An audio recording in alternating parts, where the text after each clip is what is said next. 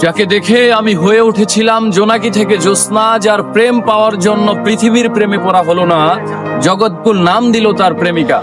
তাকে দেখার পর চাঁদ, ফুল কিংবা প্রজাপতিকেও সুন্দর মনে হয়নি। তাকে ভালোবাসবো বলে অন্য কাউকে ভালোবাসিনি, তবে সে হয়নি আমার অর্ধাঙ্গিনী। আহ, কি ছিল তার মহিমা! জগৎকুল নাম দিয়েছিল তার প্রেমিকা। সে তো হারায়নি, বরং আমিই হারিয়েছি আমায়। সে বলেছিল ভালোবেসে পাল্টে দেব তোমায়, বিচ্ছেদের এ জামানায়। আহা হা, এর বিপরীতে আমার মুখে সিগারেট আর কবিতাই মানায়। ভালোবেসে হারালাম আমায়। তাকে করা স্পর্শ অথবা তার করা ক্ষিপ্র চুম্বন যেন লেগে আছে আজও ঠোঁটের কোণে। শুধু নেই নেই সেই অনামিকা, যার নাম দিয়েছিল জগৎকুল প্রেমিকা।